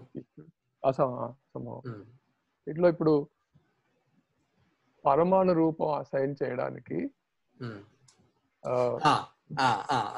సారీ ఇక్కడికి వచ్చేసరికి లక్షణంలో మాత్రం పరమాణు నిత్యము అనేది లక్షణంలో అంతర్భావం చెందదు. అది స్వరూప కథన పరం అని అంటారు. అంటే ఇది డెఫినిషన్ లో భాగం కాదు. డెఫినిషన్ ఏంటి దీనికి అని అంటే గనక సుఖాద్యుపలబ్ధి సాధనం ఇంద్రియం, సుఖాద్యుపలబ్ధి సాధనత్వే సతి ఇంద్రియత్వం మనసహ లక్షణం. దానిలో నిత్యం పరమాణు రూపం అనేది దాని యొక్క స్వరూపాన్ని తెలియజేసేది. కానీ అంటే ఇందాక మన అతివ్యాప్తి, అవ్యాప్తి, అసంభవము అనేది ఏదైతే ఉన్నదో ఆ 3 దోషాలు లేకుండా ఉండాల్సింది డెఫినేషన్ అని చెప్తున్నాం కదా. అక్కడ మనం ఈ లక్షణంలో డెఫినేషన్ లో ఏదైతే వస్తుందో దాని గురించే ఆలోచించాలన్నమాట.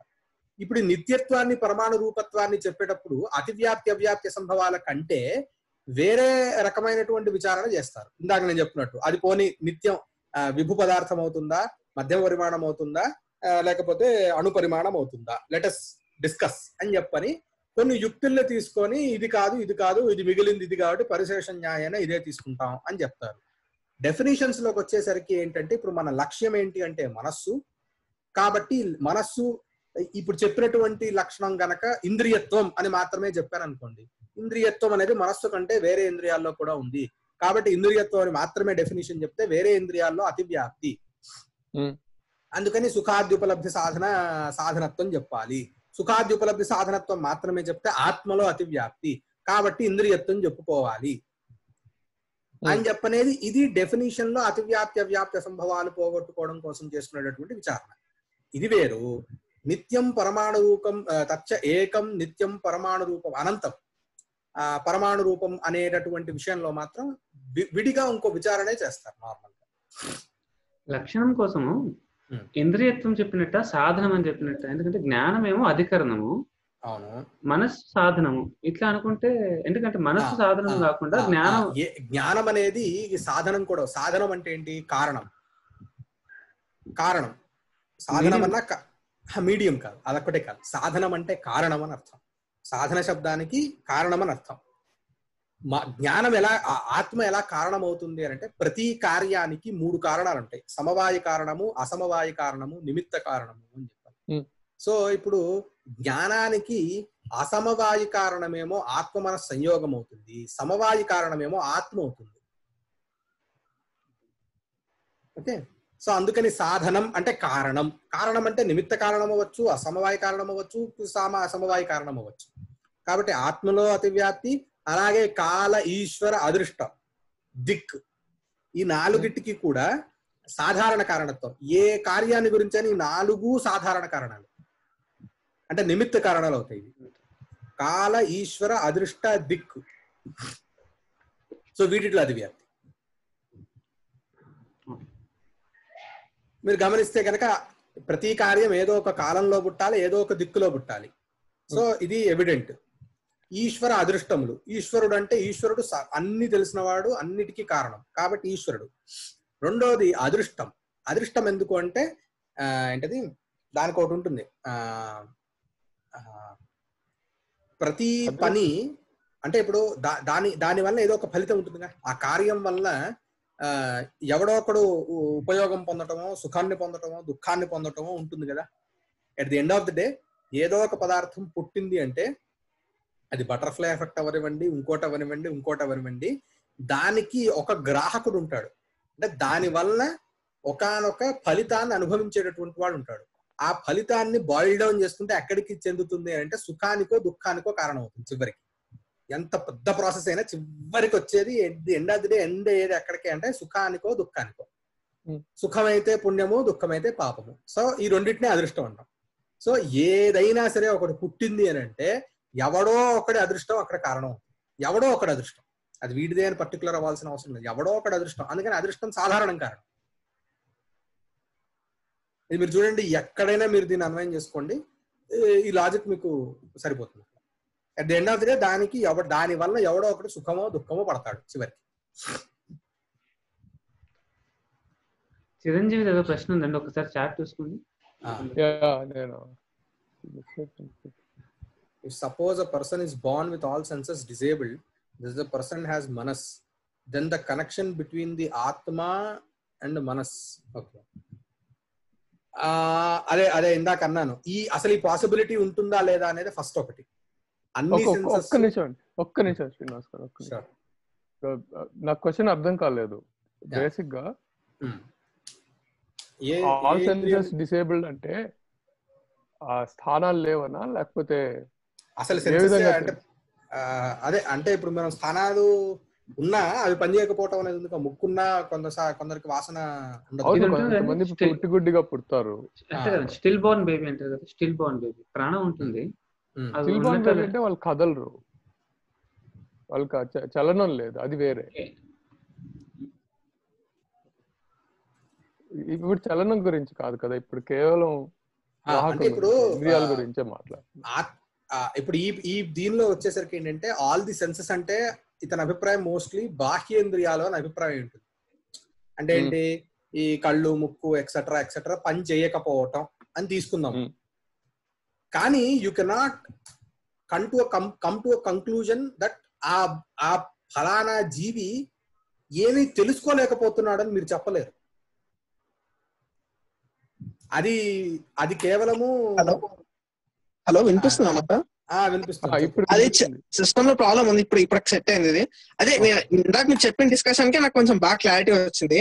నా క్వశ్చన్ ఏంటంటే, లెటస్ ఇప్పుడు సెన్సెస్ అంటే అదే ఉన్నాయి, ఆర్గన్స్ అయితే ఉన్నాయి, కానీ ఏంటంటే తను తెలుసుకోలేకపోతే నా డౌట్ ఏమొచ్చిందంటే అతనికి వస్తుంది అంటే అతను తెలుసుకోలేడో తెలుసుకోగలడో కూడా మనం తెలుసుకోలేము అనిపించింది.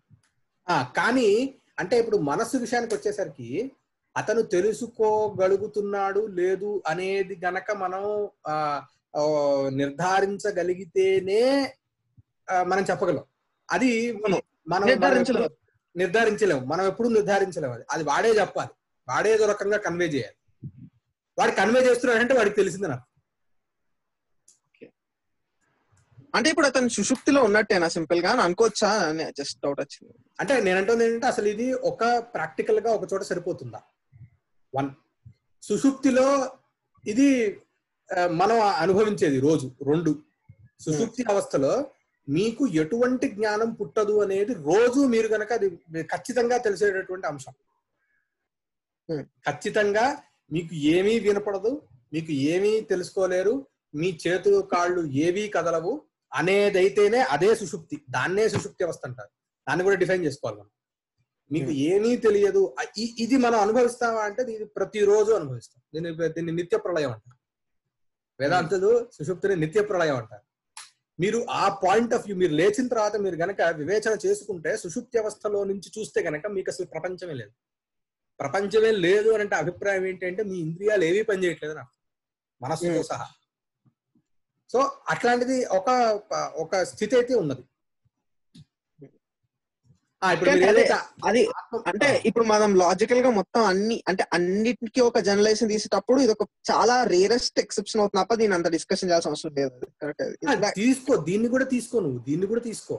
ఇప్పుడు నేనేమంటానంటే, ఇప్పుడు ఒకవేళ అతను కన్వే చేయలేదు అనుకో, అతనికి ఏం తెలియలేదనో తెలిసిందనో, తెలిసింది అని కన్వే చేయగలిగితే అతను తెలిసినట్టే, ఆత్మ సంబంధం ఉన్నట్టే.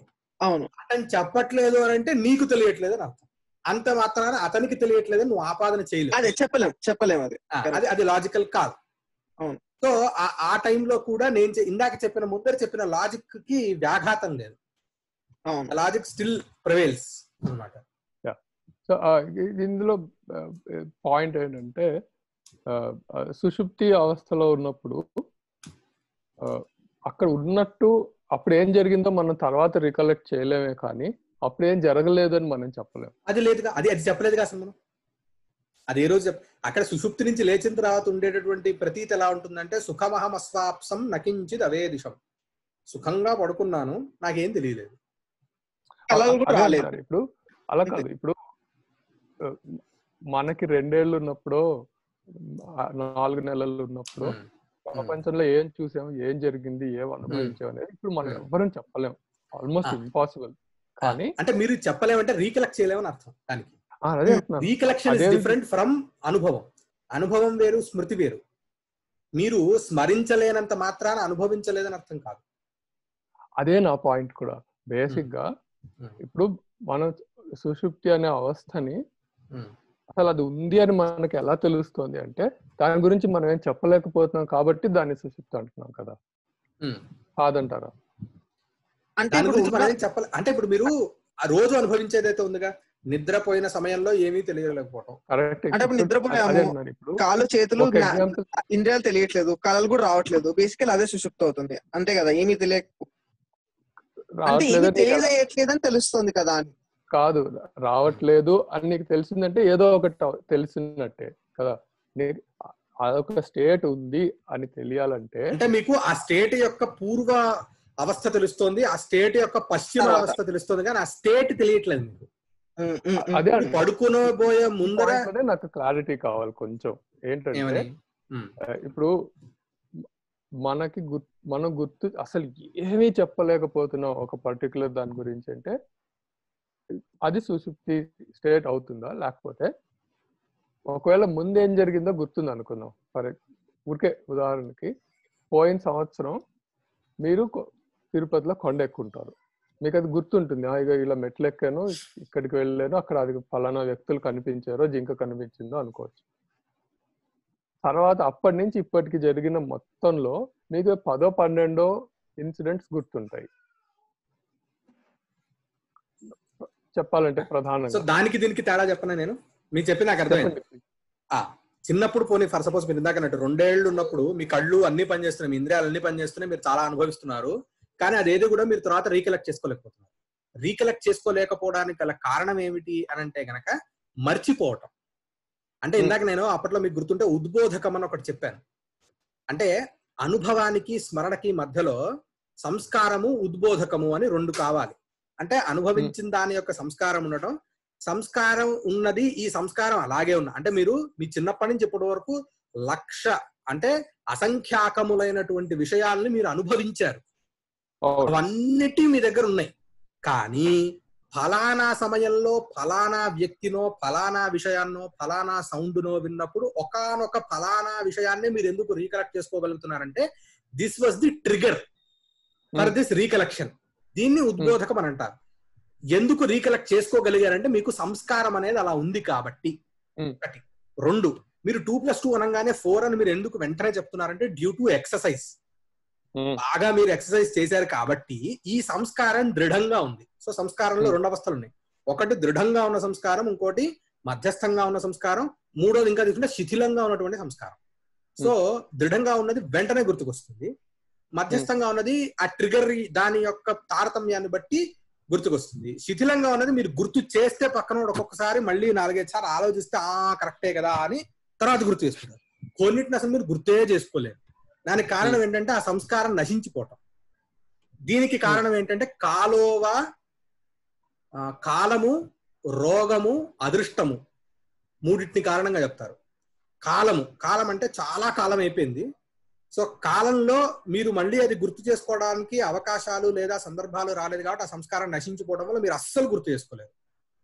పక్కన వాడు చెప్తాడు నువ్వు ఆ రోజు అక్కడ ఉన్నావు, యూ హ్యావ్ ఎక్స్పీరియన్స్ దిస్ అని పక్కన వాడు చెప్పినా సరే మీరు ఎందుకు గుర్తు చేసుకోలేరంటే కాల ప్రవాహంలో అది కొట్టుకుపోయింది, ఆ సంస్కారం నశించింది, సంస్కారం అనేది లేదు అక్కడ. 2 రోగము, మీకు మన ఇది తెలిసింది, రోగం బాగా ప్రసిద్ధం, ఆల్జైమర్స్ బాగా ప్రసిద్ధం. రోగము తర్వాత అదృష్టం అనేది మళ్ళీ సరే పాపపుణ్యాలు మీకు గుర్తుకి రావాలి. దానికి ఇది బాగా మనకి చాలా మంది బాగా ప్రిపేర్ అవుతారు, పాపం చాలా కష్టపడతారు ఎగ్జామ్ లో, కావాల్సిన టైంలో కావాల్సింది గుర్తుకురాదు, ఆ టైం కలిసి రాలేదు, what ever you call it, అది అదృష్టం కింద మీరు ఎలాగో అదృష్టం అనే అంశాన్ని మీరు I live it to you, మీరు ఎలాగైనా దాన్ని మీరు అన్వయం చేస్తారు. సో ఈ మూడింటిని ఆ సంస్కారం నశించిపోవడానికి గల కారణం, ఈ మూడు కూడా ఆ సంస్కారం. కానీ ఇది వేరు, దిస్ ఇస్ డిఫరెంట్ ఫ్రమ్ సుషుప్తి. సుషుప్తి అనే అవస్థలో మీరు రోజు దీన్ని అనుభవిస్తున్నారు. ఇక్కడ మీకు ఒక కామన్ అనుభవం అనేది ఉన్నది. ఏమిటి అని అంటే నిద్రపోవడానికి ముందర మీకు గుర్తుంటోంది, నిద్ర లేచిన తర్వాత దాన్ని మీరు అనుభవిస్తున్నారు. This is common from your childhood. ఈ విషయంలో మీకు ఏ రోజున కూడా వ్యభిచారం లేదు. కానీ వేరే ది సెకండ్ వేరే ఏదైతే రికలెక్షన్ ఉందో దానిలో ఒక స్టాటిక్ గా ఇది ఇంతే అని చెప్పలేదు, చాలా డైనమిక్ గా ఉంటుంది. కొన్ని గుర్తుకు రావడం, కొన్ని గుర్తుకు రాలేకపోవడం, చాలా డిఫరెంట్. దాన్ని మీరు ఇదమిత్తంగా ఇంతే అని చెప్పని మీరు నిర్ధారించి చెప్పలేరు. మిగతా ఏదైతే ఫస్ట్ ఏదైతే కేసు సుషుప్తి అనే కేసులో మాత్రం ఖచ్చితంగా మీరు చిన్నప్పటి నుంచి మీకు నిద్రపోయే ముందర ఏంటో తెలుసు, నిద్ర లేచిన తర్వాత ఏంటో తెలుసు, కానీ ఆ నిద్ర అనే అంశంలో ఏంటో మీకు తెలియదు. ఇది మాత్రం this is common every day that you experience. So ఇది సౌండ్ స్లీప్ ఇదే ఇందాక అన్నారు కదా, కానీ బేసిక్ గా ఏకాగ్రత లేకుండా మనసు అన్యత్ర ఉండడం, మాట్లాడుతూ ఉంటే గుర్రం వెళ్ళింది అంటున్నారు కదా, అప్పుడు కూడా అంతే కదా. ఇప్పుడు ఏదో ఒకటి గుర్రం చెప్పగలను కానీ మీరేం చెప్తున్నారో విషయం చెప్పలేను. అది సుషుప్తికి అంటే ఇప్పుడు ఏం లేదు, చివరికి ఏం లేదండి. అవుట్పుట్ ఏంటి? జ్ఞానం లేకపోవటం. This is the static output. మిగతా కేసెస్ లో జ్ఞానం లేకపోవటం అని మీరు నిర్ధారించి ఎప్పుడు చెప్పలేరు. కానీ సుషుప్తి అనే అంశంలో మాత్రం ఆ పీరియడ్ ఆఫ్ టైంలో మీకు జ్ఞానం పుట్టకపోవటం అనేది it is there, evident, every day it is there. దీన్నే సుషుప్తి అంటారు. అంటే జ్ఞానాభావ స్థితినే సుషుప్తి అంటారు. కానీ జ్ఞానం లేకపోవటం మిగతా స్థలాల్లో కూడా ఉంది కదా అంటే అందుకని పురీతత్తులో నాడి ప్రవేశించినప్పుడు ఇట్లాంటి డెఫినేషన్స్ ఇంకొంచెం రిఫైన్ చేయడం కోసం చెప్పేది. కానీ నియతంగా ఒకానొక కాలంలో జ్ఞానం కలగకపోవడం అనేది ప్రతిరోజు అందరూ అనుభవించేటటువంటి విషయం. దాన్నే సుషుప్తి అంటారు. యాక్చువల్లీ ఇప్పుడు 7:30 అయిపోయింది, నేను మర్చిపోయాను. కానీ నాకు ఇంకొకటి 2 క్వశ్చన్స్ ఉన్నాయి దీని గురించి, పూర్తవలేదు. ఫైన్ చెప్పేసేయండి. ఇది ఒక్కటి అవగొట్టేసి కట్టేద్దాం. ఒకటేనంటే ఇప్పుడు ఇది మనుషులకైతే ఇవి మనకు అర్థం అవుతున్నాయి, ఈ స్ట్రక్చర్ ఇది అని. ఇప్పుడు మిగతా జీవులకి, చెట్టుకి లేకపోతే దోమకి, వాట్ ఎవర్, ఈగ అయితే మరి సినిమా కూడా వచ్చేసాయి మీకు. వాటికి ఈ కాన్సెప్ట్స్ ఎలా వర్తిస్తాయి? అవి జీవులే కదా, వాటికి కూడా పుట్టుక మరణం ఉంది, వాటికి భావాలు ఉంటాయి, అన్ని. అంటే మీరు ఈ నియమాన్ని వ్యభిచరించేటటువంటి ఒకనొక సినారియో నాకు చూపించండి. అంటే ఇప్పుడు మనకి తీసుకుంటే గనక కొన్ని ఇప్పుడు ఏనుగుల్ని పెంచేయడానికి ఒక శాస్త్రం ఉంది, గజశాస్త్రం అని. అశ్వశాస్త్రం సపరేట్ ఉంది, సో వాటిట్లో ఏం డిఫైన్ చేస్తారు? ఏనుగు మనస్సును డిఫైన్ చేస్తారు, ఏనుగు ఎలా ప్రవర్తిస్తుంది డిఫైన్ చేస్తారు, అశ్వం ఎలా ప్రవర్తిస్తుంది డిఫైన్ చేస్తారు. సో అంటే ఏంటి, వాటికి ఒక శరీరం ఉంది, వాటికి ఒక మనస్సు ఉంది, వాటికి ఇంద్రియాలు ఉన్నాయి. కొన్ని ఇంద్రియాలు చాలా బాగా పనిచేస్తాయి, కొన్ని ఇంద్రియాలు మందంగా పనిచేస్తాయి. ఇవేగా డెఫినిషన్స్. ఒక్కొక్క జీవిని పెంచాలంటే మీకు ఒక ప్రక్రియ ఉంటుంది. ఆ ప్రక్రియ చాలా పెక్యులియర్ గా ఎందుకు ఉంటుంది అంటే వాటి యొక్క ఇంద్రియాలు పనిచేసేటటువంటి తీరుని బట్టేగా మీరు వాటిని పెంచే దీనిలో కూడా తేడా వస్తుంది. సరే, అది చూద్దాం మనం. నేను ఇంకా క్వశ్చన్ ఇంకా బాగా ఫార్ములేట్ చేసి హోప్ఫుల్లీ అదే నివృత్తి అయిపోతుంది. These all things can be inferred very easily. మిగతా పశువులకి పశుపక్షాదులకి చాలా ఈజీగా అన్వయం చేసుకోవచ్చు అని నా భావన. మీకు ఏమైనా పెక్యులర్ గా ఉంటే కనుక మీరు చెప్పండి, దాని మీద మళ్ళీ నాకే అది ఇంకా క్లియర్ గా ఫామ్ అయితే నేను రాసి హోప్ఫుల్లీ అండి. ఇవాళ ఎక్కువసేపు అయిపోయింది కానీ ఇబ్బంది అవ్వలేదు కదా, బాగా డిస్కషన్. కానీ పర్వాలేదు, ఫైన్. ఏమంటే విష్ణు గారు మీకు ఏమన్నా? మాకు మీ కాన్వర్సేషన్ లోనే మా చాలా అనుమానాలు నివృత్తి అయిపోయాయి. మీకు కూడా ఏమైనా ఉంటే చెప్పండి. సో అంటే ఎనీథింగ్ మీకు చెప్పాలనిపించినా, మీరు ఏమన్నా ఒక పాయింట్ రేజ్ చేయదలుచుకున్నా, నేను చెప్పింది అలా ఫ్లా ఉన్నా. నేను జస్ట్ సుషుప్తికి యోగంలో ఏమి డెఫినేషన్ ఉందా అని చూస్తున్నాను. ఆ యోగాల్లో వేదాంతంలో ఒకే రకంగా ఉంటుంది డెఫినేషన్. ఇన్ఫాక్ట్ ఇది సుషుప్తి గురించి డిస్కషన్ అనేది ఈయన ఆదిశంకరాచార్యులు గారు రాసిన మాండుక్యోపనిషత్తు యొక్క కామెంటేటర్ లో బాగా ఎక్కువ చాలా క్లియర్ గా ఉంటుంది. ఒకవేళ అంటే జస్ట్ చూడాలనుకుంటే నా గుర్తులో కదండి. మాండుక్యంలో ఇంకోటి ఉంటుందా, తురియా అని ఇంకొక అవస్థ అని చెప్తారు వాళ్ళు. ఆ తురియా అవస్థ వేరు, ఆ కాన్సెప్ట్ డిఫరెంట్. ఈ మూడు కాకుండా అంటారు. మీకు ఇంకొంచెం ఏంటంటే టెక్స్ట్ బుక్ ఫార్మాట్ లో కావాలి అంటే ఏంటి, పాయింట్ టు పాయింట్. ఇప్పుడు మాండుక్యోపనిషత్తు వీటిలో ఏంటంటే మీకు పూర్వరంగం చాలా తెలియాలి. That's more over like classics చదువుకున్నట్టు ఉంటుంది అనమాట. క్లాసిక్స్ నుంచి మీరు బాయిల్డ్ డౌన్ కంటెంట్ ని అబ్జర్వ్ చేసుకోవడం చాలా కష్టం. సో దానికంటే ఐ ప్రిఫర్ వేదాంత పరిభాషలో మీకు ప్రతి దానికి డెఫినేషన్ వచ్చేస్తుంది. అంటే మొత్తం అంతా కంటెంట్ అంతా బాయిల్ డౌన్ అయిపోయి ఏదైతే చివరికి వస్తుందో వాళ్ళు అది చెప్తారన్నమాట. ఒక చిన్న డౌట్ అండి, ఈ ఏదైతే ఆత్మ శబ్దం ఇక్కడ యూజ్ చేస్తున్నారు, న్యాయకులు యూజ్ చేస్తున్నది, ఆత్మ కేవలం సాక్షిభూతం అని వేదాంతం వాళ్ళు చెప్పేదాన్ని, ఇది రెండు ఈక్వల్ టర్మ్సా లేకపోతే? ఈక్వల్ అంత ప్రతి అక్కడ చెప్పే సాక్షి అవనివ్వండి, పరబ్రహ్మ అవనివ్వండి, మీరు జీవ అనండి, మీరు దానికి ఇలా రకరకాల పేర్లతో ఉన్నది కదా. ఒక్కటే తేడా ఏంటంటే అక్కడికి ఇక్కడికి ఇక్కడ జీవాత్మలు అనేకం, అంటే ఆత్మకి నానాత్వం. వాటి యొక్క సంఖ్యలో చాలా సంఖ్యను ఒప్పుకున్నారు, అనంత సంఖ్యాన్ని ఒప్పుకున్నారు. అక్కడ అలా ఉండదు, అద్వైతం ఒకే ఆత్మ, అది తేడా. అది ఎందుకు ఇక్కడ అనేకం అన్నారు, వాళ్ళు అక్కడ ఒకటే ఏంటి, దానికి కూడా మన సమాధానం ఉన్నాయి, ప్రతి దానికి సమాధానం. సో సాంఖ్యులు ఇది యాక్సెప్ట్ చేసినట్టు, లేకపోతే ద్వైతులు ఏది దీన్ని ద్వైతం అంటారు. ఇప్పుడు న్యాయాన్ని ద్వైతం అంటారు, ద్వైత మతం అంటారు. ఎందుకంటే జీవాత్మ పరమాత్మ వేరు, అంటే ఒక ఆత్మ రెండు లేదా అంతకంటే ఎక్కువ, ఒకటి కంటే ఎక్కువ ఒప్పుకుంటున్నారు అంటే ద్వైతం. నేను సాంఖ్యం ఎందుకనంటే వాళ్ళు కూడా మల్టిపుల్ పురుషాన్ని యాక్సెప్ట్ చేస్తారు కదా, తీసుకోవచ్చు. ఇవన్నీ ఏంటంటే చాలా సింపుల్ థింగ్స్. నువ్వు ఇక్కడ నానాత్వాన్ని అంగీకరిస్తున్నావు కదా, ఇక్కడ తీసేసి ఇక్కడ పెట్టుకో, అంతా నీకు సరిపోతుంది.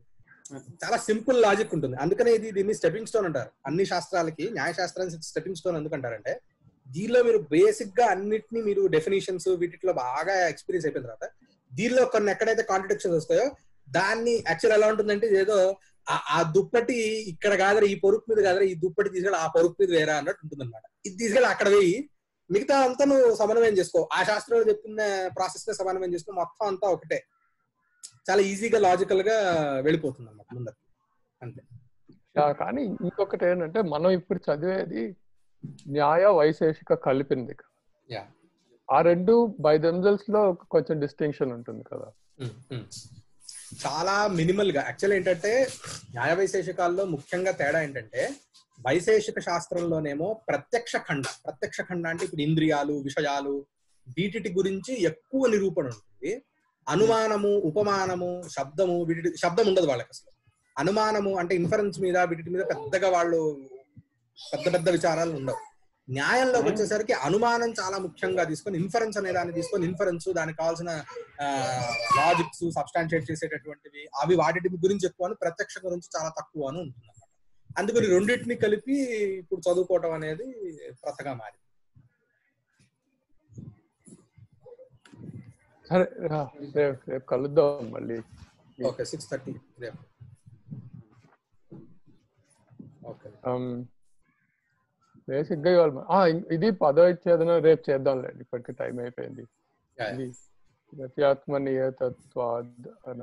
అది ఒక్కసారి కుదిరితే ఒకసారి గ్రూప్ లో లింక్ పెట్టరా మీరు? అంటే నేను చూస్తాను కానీ నేను చూసే చోట ఏంటంటే మీరు చదివే లైన్స్ ఎక్కడో, నేను చదివే ఎక్కడో అట్లా అయిపోయింది. ఒకసారి మీరు ఏది రిఫర్ అవుతున్నారు ఒకసారి లింక్ పెట్టరా, అది వాట్సాప్ లో జస్ట్ ఎగ్జాక్ట్లీ ఎక్కడి నుంచి చదువుతున్నాను నాకు అది. నేను డౌన్లోడ్ చేసుకున్న పీడిఎఫ్ లో అన్ని వేరే వేరేగా ఉన్నాయి సార్, అందుకని అది తేడా ఉంది. వచ్చింది సంస్కృత్ డాక్యుమెంట్స్. Okay okay. ఇందులో HTML పేజ్ ఉంది. అవును డైరెక్ట్ మొత్తం సంస్కృత్ లో ఉంది, చూసాను. అయితే ఈ లింక్ మర్చిపోయాను నేను, ఏ లింక్ అబ్బా అని ఆలోచిస్తాను. ఓకే గుర్తొచ్చింది. సరే రేపు షాపున్నారు మీరు.